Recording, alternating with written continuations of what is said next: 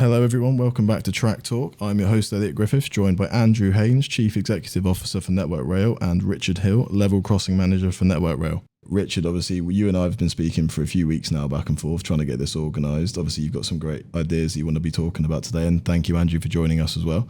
So obviously, Richard, what we've spoken about already is we're kind of looking to talk about business leaders driving forward action around climate change. Now, would you like to sort of give a brief overview of what you've been working on and some ideas?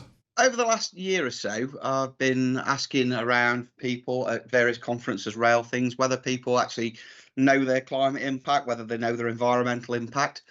And it's quite scary when you go to these places and you ask the question, and there might be a couple of hundred people in the room, and not many people put their hands up and say yes, which again, it demonstrates the scale of the problem that we've got, that not many people realise what their actual need to do things are and things like that. But one of the things I've found is that when business leaders put their hands up and say, yes, I know, I do know what I've got, you tend to find more people in that company now as well, because they believe the boss. They tend to actually believe what the boss says and follow the boss. So yeah, business leaders do have a great role to play in driving change. And I think the rail industry as a whole is a great place to drive change, because we've got a very good way of decarbonising transport if we go to electrification, but we also work cross industry as well with the rail industry. So some of the bigger companies, the bigger construction companies we work with, also work in other sectors, especially engineering ones. So we've got a big opportunity to actually drive some fantastic change cross industry as well as just the rail industry. So. And look, I was one of those people until you mentioned it to me. I'd never done the calculation. I think I'm reasonably carbon aware, but I'd never taken the time to really look at my lifestyle. And in doing so, I suppose actually, for me, it was realizing just how many of the small things I could influence. Yeah. Things like not buying clothes. Yeah. You know, yeah. You know, which is a win-win. I don't need the clothes to save the money. Yeah. You know, but actually, it's got a genuine carbon benefit. Yeah, there's other stuff as well. I mean, things like furniture purchase, also things like appliances. And I think if you can buy a good appliance that can be repaired rather than one that's going to be throwaway, a good appliance that can be repaired, you actually save it going to landfill. I can give you some stats about a company I know that does something with that, but we'll save that for another day. But I'm a big fan of free cycle as well in that context. Yeah, you know? yeah. Well, there's a great initiative set up called the Reuse Network, which is actually taking old appliances, not just old appliances, other furniture and stuff like that, and actually donating it through charitable giving. So that there are appliances that may be beyond repair to a commercial entity, which actually get repaired by volunteers and stuff like that in circular hubs and things like that. So there's loads of things you can do that can make a big difference, really. Speaking on the recycling aspect then, within the rail sector, what sort of examples would you might have about, maybe recycling old rolling stock or anything along those lines? Oh, that's a good one. I actually had this thought on the train the other day as I passed through Burton, and I saw a lot of old rolling stock sat to one side. We're 60 years from the Beeching report this month when it came out, and one of the things that came out of that was containerisation. But I got thinking, I thought, we've got all this old rolling stock that's lying around.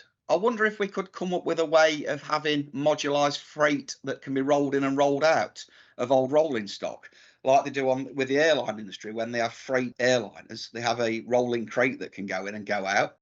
I wonder if that could be a reuse of the rolling stock. It was just a thought out while I was passing Burton. So I'm not sure about that direct thought, because I mean, one of the things you realise with rail freight is the margins are quite small, so the more you bespoke it, it's quite hard. But what we are seeing now are people using unwanted passenger trains to try to develop, basically parcel markets much more. So fast freight, in one sense, it's roll on roll off, but it's crated. Yeah, that's the sort of thing I was thinking about. No, so there's a couple of companies actually actively developing that as a model now, of really use. I mean, the most obvious thing we do in terms of recycling in Network Rail in that context, and it really is core to the business, is rail milling now, actually, which significantly extends the life of rail.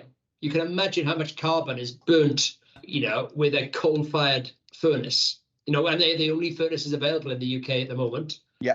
If you can extend the life of rail by 10 years through rail milling, it's a very, very significant benefit. It's a huge saving. And one of the other things I don't think we look at enough is cascading a rail as well, which they do in some absolutely. some places abroad where the rail comes out to service on one category of line and can get cascaded down to another. Yeah. When we've got a set of points that might be perfectly good at 23.59, and then the possession comes along, they're all cut up and chucked in the back of a skip, and that could have been saved and refurbished. But that comes along more towards more of a circular economic model that we should really be looking to drive to. It's not exactly a secret that, you know, our next regulatory control period is going to be quite challenging because of the effect of inflation. We've been given effectively the same sort of money, but whether or not we've got enough to really allow for the levels of inflation that might materialise, and whether or not we've got enough to deal with an aging asset base remains to be seen. And one of the ways that we can respond to that is by repurposing from high-speed lines to lower-speed lines with no diminution of safety, no diminution of service standard, because there's other factors determine the line speed in any case. So that is something we've been actively talking to the OOR about as part of our strategic business plan.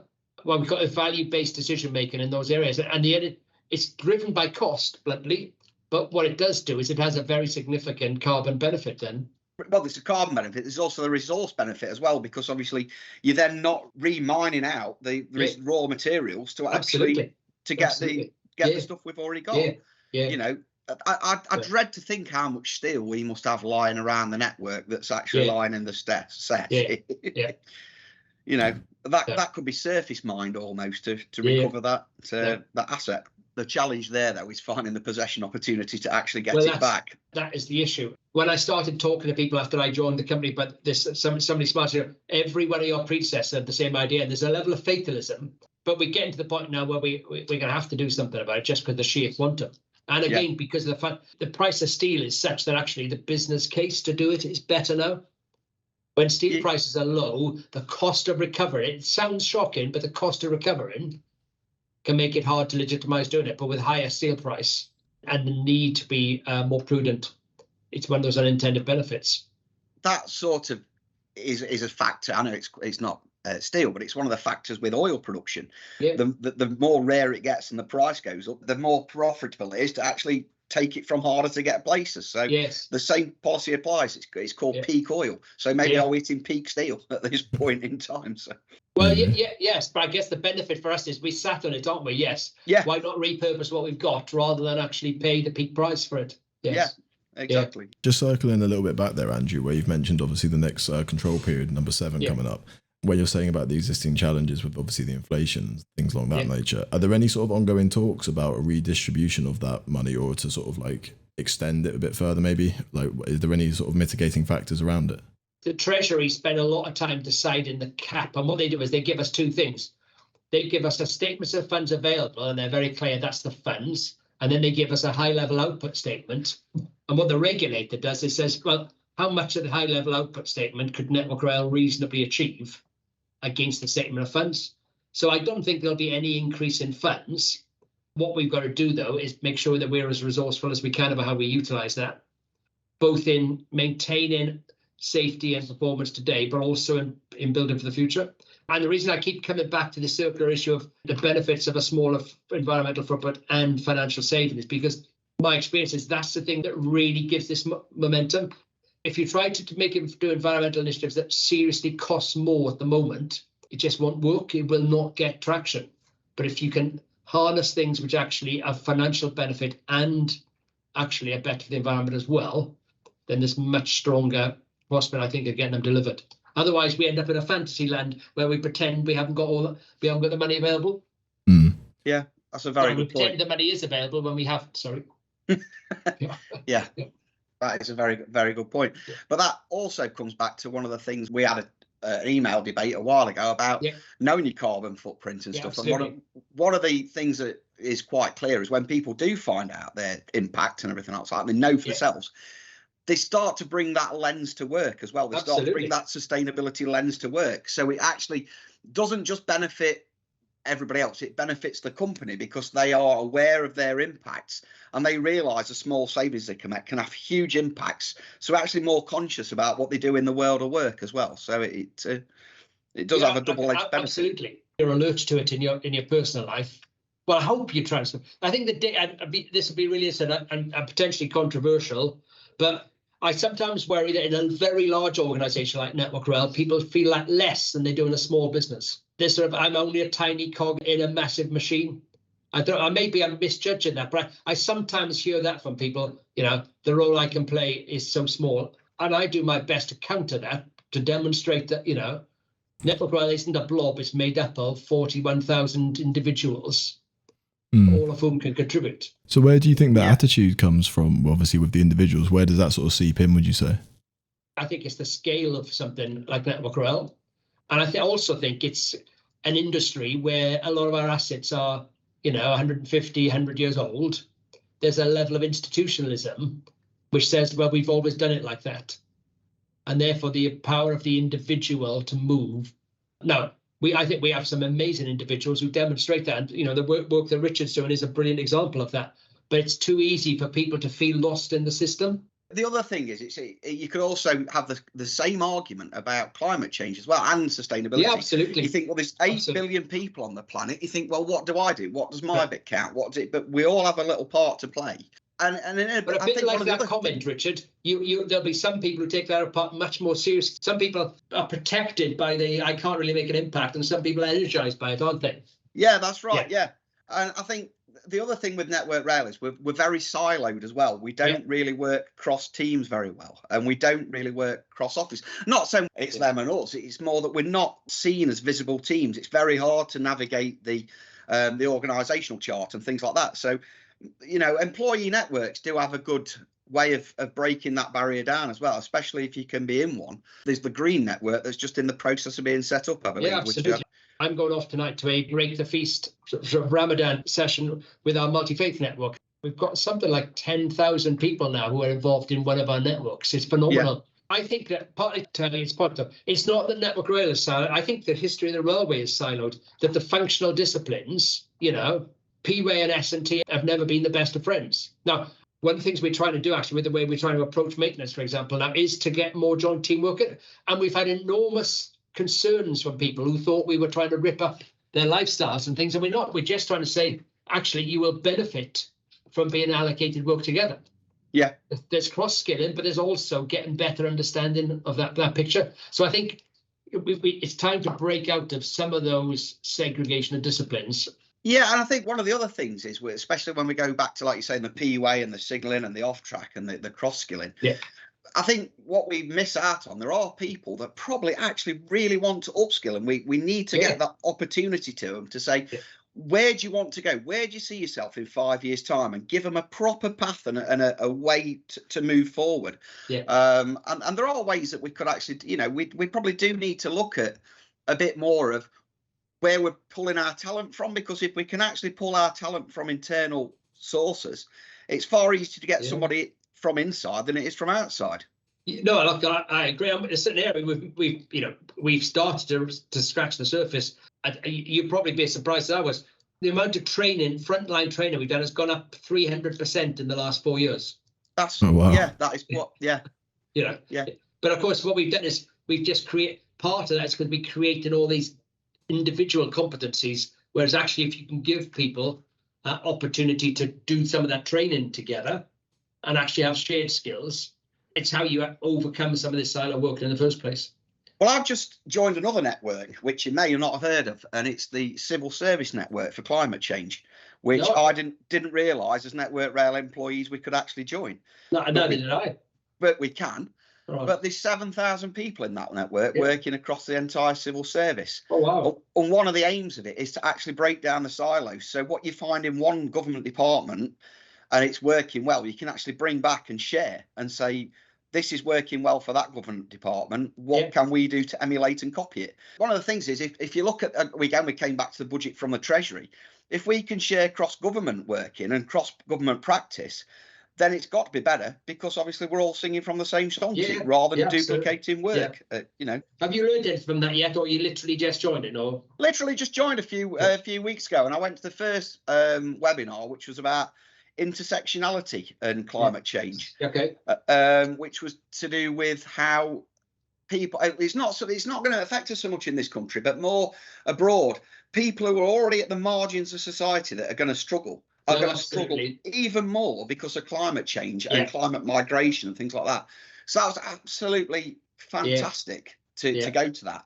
But I was the first and only person from Network Rail they'd come across in that network of 7,000 people. So, so I have shared it with a few people, and hopefully a few people will take it on board and say, actually, this is the way forward. So, what was it that led you onto that then, Richard? How did it pique your interest?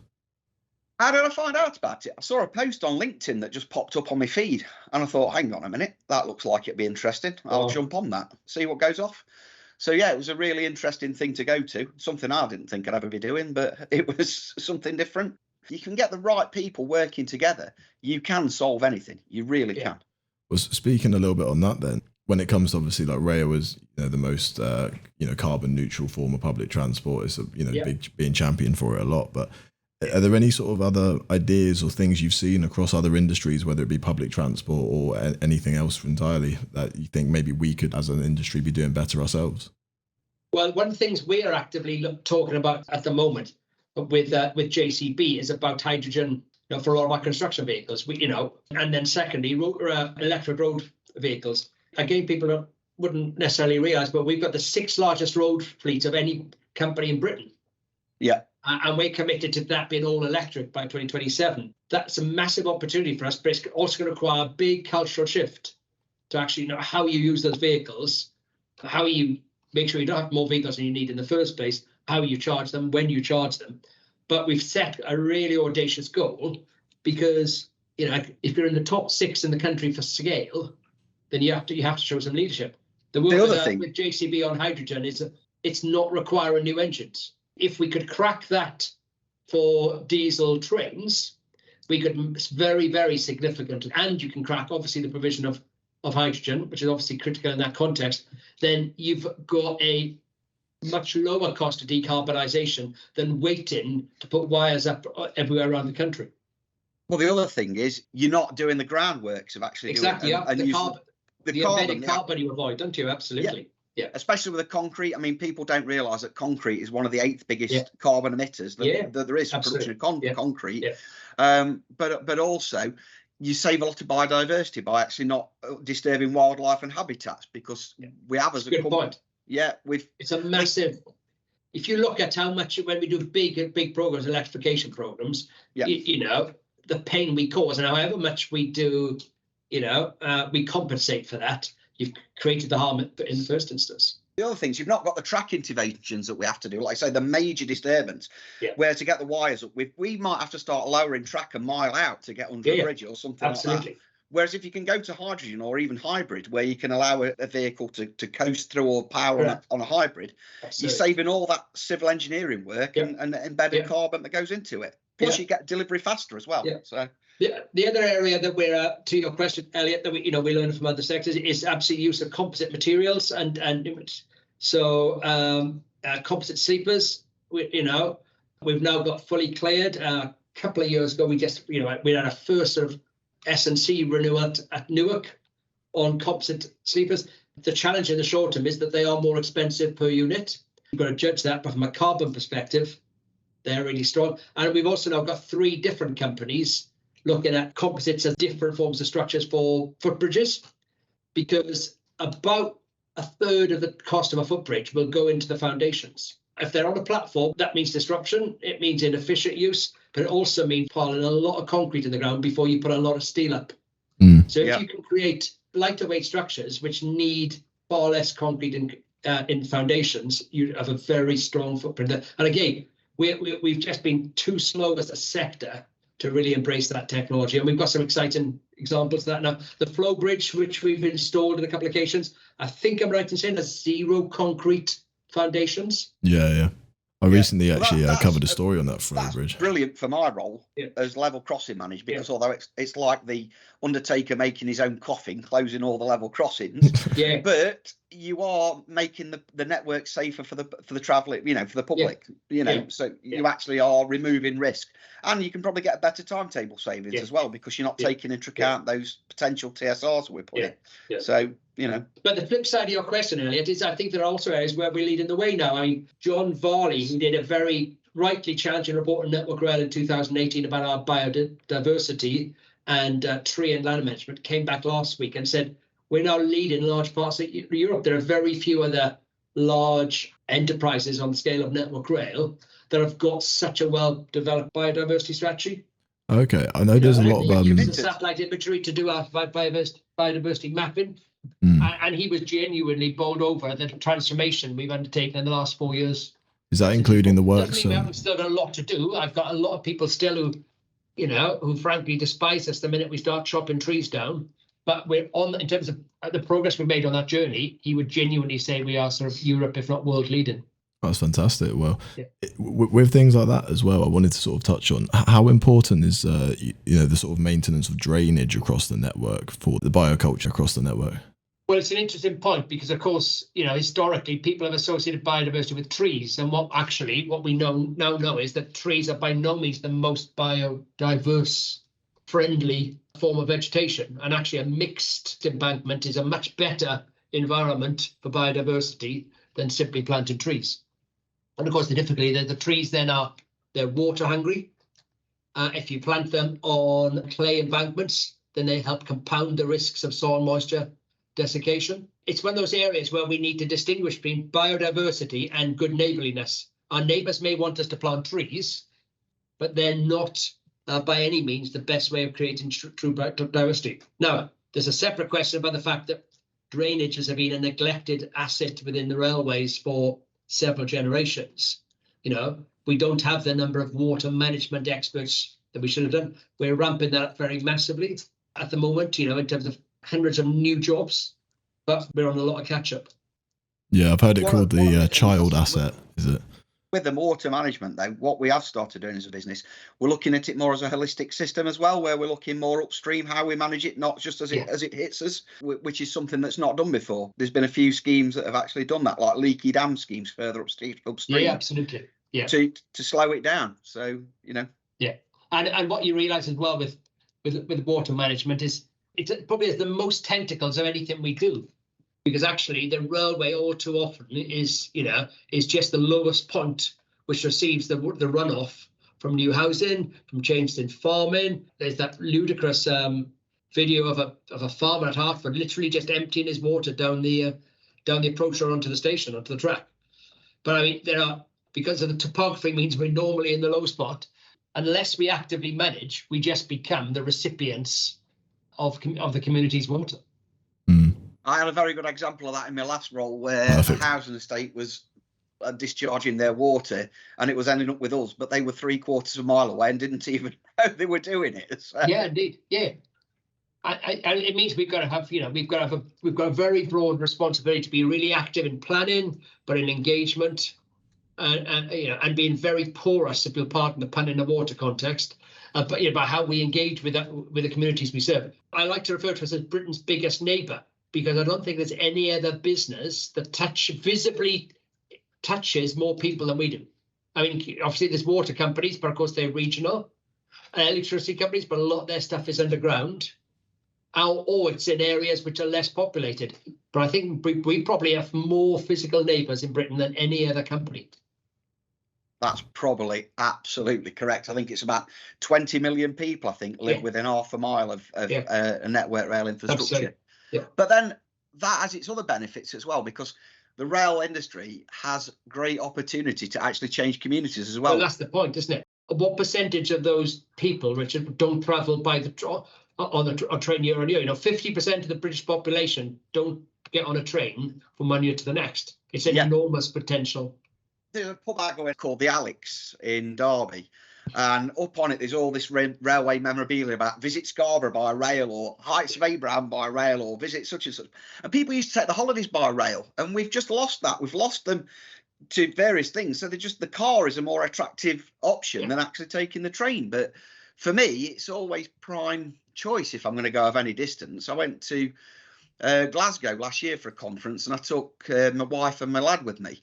And if you do it right, you can get the tickets at the right price. It was £106 return from my local station to Glasgow. So, it becomes almost comparable to the car, and people don't realise you can do that by having the rail cards and things like that. So if you've got rail cards, there are very, very attractive prices if you're smart and you book early. And one of the projects we've been working on as part of Great British Railways is actually allowing people to book with confidence well in advance. Yeah. So historically, we've had this thing called T-12. What that meant was people couldn't buy tickets up more than 3 months in advance. Now you can book up to a year in advance, but with notification then if for some reason an engineer works affects your journey, as opposed to saying, no, the engineer works has to be set before you sell tickets. It's what the airlines have done for a long time. You can buy well in advance, and if there's a schedule change, you're notified. So we're just testing that technology now with LNER. I suppose that's the beauty of technical innovations, isn't it? Exactly, isn't it? It makes much more harnessing that digital opportunity actually unlocks a lot more capability for people. Well, that's one thing I wanted to sort of touch on a little bit as well, especially with you, Andrew, is obviously as sort of data integration is coming more and more into the rail system. How do you feel like the use of data and understanding the infrastructural assets across the UK is important for obviously decarbonisation? It's hugely important from two perspectives. One is the best way to decarbonise the transport economy of Britain is to get more people using the trains, even if they're not electric trains, actually, because the innate carbon footprint and efficiency of people travelling by train is so much better in the first place. So using data for the railway to be more friendly in the first instance is really important. And then, we've got a big project on mobile ticketing, on contactless, on pay-as-you-go, precisely to make the railway much more attractive to users and to frankly to increase the volume on existing trains in the first instance. And all the evidence says that when you do that, if you look at TfL, when they've introduced that contactless payment, which followed on from Oyster, their traffic has grown very materially greater than on mainline rail because people trust the product. So if people trust they're getting good value for the product, then that will drive that. Secondly, then it allows us to make much more intelligent choices. In reaction to Carment, we've been imposing, and that's where 3 people, 2 members of staff and a passenger tragically lost their lives following a washout in August 2020, imposing more temporary speed restrictions as in heavy rain. The problem with that is every time we impose significant speed restrictions is we disrupt passengers and we deter them from travelling. What data analytics is now allowing us to do is to establish whether or not actually the likelihood, given the particular rainfall, there is risk. So rather than having to rely on somebody's judgment and being risk averse, really do a data mining. And we've had some brilliant work from RSSB, from some external data analytics, and we're now building a risk model which will allow us to make much more refined decisions. So we don't put people at risk, but what we do is avoid disrupting people unnecessarily. And look, there are loads of other examples about utilization of assets which are helping in that area, but they're just 2, if you like, passenger-friendly elements and freight-friendly elements, which then have a very strong carbon benefit. Richard, what do you think? Yeah, I think you're right there, because that tool that's been developed for the micro weather reporting is going to have a big change. That's the one I believe you're talking about. But I think the other thing as well is we're talking about water and climate. We've also got the problem that last year we touched 40 degrees for the first time in this country, and we actually shut down most of the network because the OLE couldn't actually cope with the temperatures. Was one of the biggest. Most of your bits of the network, not everywhere, Richard. You mustn't. East Coast Main Line and Midland Main Line. The people on the West Coast Main Line or the Great West. I wouldn't thank you for saying that. Yeah. Yeah, but yeah, it was. Yeah, that's very true. Just correcting you from certain parts of the network were actually shut down. Got to get that in. Yeah, certain parts of the network were shut down. Yeah, I think that could become more of a problem. But again, that comes back to if we can get the hydrogen right, then that will sort of eliminate that problem because you can mitigate it with hybrid trains or hydrogen trains. So it can be solved. So absolutely, and we've done some work with Dame Julia Slinger, who was she was a chief scientist at the Met Office on weather patterns. And interestingly, what she has told us now as well is that you can predict heat waves in this country by the extent to which this ground is moist at the start of April. Because actually what Britain does is it sweats. And if you go into the summer after a damp winter, the chance of having extreme heat are much, much lower, because effectively the ground releases moisture to compensate the temperature. If you go into the summer with a very dry winter, and you then end up with a hot summer, you're more likely to have a very hot summer. So it's not that the moisture in the ground avoids the heat. What it does is it takes the top layer off that removes the extreme heat. And that means you can then be much more better prepared. If you've got that data and you understand that, you can be better prepared for an extreme summer because you can predict it more.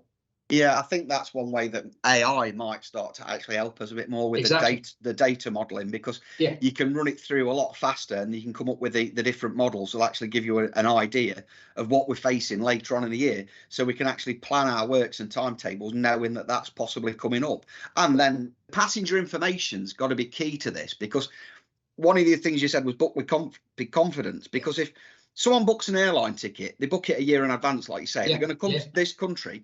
If they can't book a train ticket at the same time, the chances are they'll take a hire car option. Yeah, absolutely. So if we can give that confidence that people can travel with us, we'll get people back on the trains. And the thing to do as well is to realise where we can use other people's capability. It's probably 6 years now since I visited the Met Office, but they had, I think, the second largest supercomputer in the whole of Europe. Their processing power is amazing, and what Julie has allowed us to do is to tap into that, to understand what we already know. So we don't need to recreate the data. We can then apply it to our asset base by being better connected, again, being more porous to the data sets that are already out there. Let's use their processing power than go through to the expense of actually purchasing our own. Well, that's quite interesting you say that, because we've probably got a lot of processing power that we don't really have. Because about 10 years ago, I was involved in a citizen science project where you allowed a download of a program that when your computer was inactive, when you were on a screenshot, it was actually running a model in the background. So when you came away, it would actually work again. And that was done through the Open University for climate change science. So that was utilising everybody's personal computer. So just think how many computers we've got in the business. We've got all that processing power there that we could probably utilise. Interesting. I've never heard of it. You must drop me a line or something with that. I've never heard of that. It's cloud computing where you use the processing power you've already got in a business rather than using extra. So it was done by the OU. So interesting. Yeah. I suppose that'd be great for the funding for CP7 as well then. Help out a little bit. Yeah, absolutely. Yeah. Well, and of course, go on, Alex. Oh, no, I was just going to say, one thing I wanted to sort of touch upon throughout the conversation here is what you guys have sort of touched upon a little bit about the passenger experience through the decarbonisation. And one thing I think that doesn't get talked about enough is how things like electrification and decarbonisation measures actually do improve the passenger experience on the railway as well. Things like, maximising capacity on the lines and things along that nature. I just wanted to get both your opinions upon that. How can decarbonisation not just help the planet, but also actually improve the quality of journeys for passengers? I'm a living example of that. I drive to Didcot Parkway to get a train because the town I live in is sort of 10 miles away from the nearest railway station. And if I pick the right journey home now, I get home in 34 minutes as opposed to 46 minutes pre-electrification. It's a phenomenal increase. The ability to harness electrification to give faster journey times. We're in a very, very competitive market in that context, and the selling speed as part of that is very, very important to all those people who don't use trains because they like trains. Dare I say, don't use it because they particularly are conscious of their carbon footprint, but they use it for convenience. And actually, if you do electrification well, the associated passenger benefits are very, very significant. And it's not, I'll be honest with you, the days of the sparks effect that we had in the 70s and 60s to a certain extent, I think they're less true because of the increments of modern rolling stock just aren't as great as they were on their predecessors. But I think it absolutely comes down to reliability and speed then as part of that. And then what you can do is you can build your campaign on that. I mean, you may have seen the Trainline campaign recently, I came by train, which they consciously did because as far as they were concerned, that applied to their target audience, which is generally a younger demographic, to get them to think about booking with Trainline. We as part of National Rail, I spent a lot on We Mean Green, and we've got a second boat to that coming out actually very soon now. So it's about delivering the improvement in product, but then waking people up a bit like Rachel Richards' point about their own carbon footprint. It's being much more explicit to people about the carbon benefits of rail. Oh, it's massive. It is absolutely huge, the benefits, especially when you're on electrified rolling stock. It's the greenest way you can actually travel. I mean, one of the things that I think we need to do more as well is we need to somehow encourage people to be able to take the bikes or mobility e-scooters and things like that on the railway. especially on the leisure market, which we are seeing an increase in. If we can encourage people that can put bikes and stuff on the trains, you're actually getting the people where they need to be. So we had the "We Mean Green" slogan, didn't we, which was the actual slogan. We've got the old slogan from the 80s. I don't know if you remember it. Let the train take the strain. I do indeed. Yeah. Well, I got one the other night. I was playing around with some words and I thought, let the train take the chain, so you could take your bike. take your bike. Well, look, it's funny you should say that, because back in the early 2000s, one of the things that I did when I was running South West Trains was we did a massive reconfiguration of one of the biggest suburban fleets at the time. And it's only just coming offline now, the Class 455s. And we created flexible space, because it's very hard to justify having dedicated bike space on trains, because demand is erratic. There's lots of other reasons to do it. You know, if you're going to be over platform, but flexible space, which can be used for short distance standing passengers, which can be used for people with buggies, as opposed to wheelchair space, which is rightly dedicated, is for a lot of trains the very sensible way to deal with that problem. Don't get dedicated, but have flexible, you know, and then conditions so people can get some confidence in it. That comes back to what are the passenger benefits for electrification. If we do an electrification scheme, then there is some big civil works involved. We can actually start to make the platforms that we've got on the passenger interface a lot more friendly for wheelchair users and people with reduced mobility and things. So we actually get benefits there as well. Well, we can, but I think I will, in the spirit of being honest about that, the challenge we've got is, and the challenge that government has got, is that because the relatively carbon friendly, the return on investment it gets in terms of carbon reduction from rail investment is much lower than other parts of the economy. So we can't load electrification with extra costs. No, that is very however desirable they might be, actually, we've almost got to do the reverse. We've got to make electrification as cheap as we possibly can do within safety and reliability standards, because otherwise, my worry is that electrification will always be the back end of the government's priorities, simply because on a pure business case, you're better off investing in people's boilers, you know, in terms of other public infrastructure. That's very true, because I was listening to Peter Dearman talking at one of the PWI conference, and he was talking about the cost per single track kilometre. Is far too high for electrification at the moment. We really, really do need to get that down to actually Peter's been doing lots of work with us on bringing that down, helping us challenge standards. I think I'm right in saying that we've effectively halved this cost, but we need to go further still. What are the existing obstacles, would you say? Well, there are a whole host of obstacles. When we look at international comparisons, some of my colleagues had a study trip to Denmark recently. So some of it is our topography, you know, as Richard says, when you've got hills and tunnels, they're more expensive to deal with. And you certainly see that unit cost is actually very variable between straightforward sections and others. Secondly, then is the amount of wind. But then a lot of it has been our traditional standards. We haven't really challenged the standards enough. Then the really key one is we don't have a continuous program of electrification. So the supply chain costs are not optimized. They hire, then they let people go. They don't have the incentive to invest in efficient technology.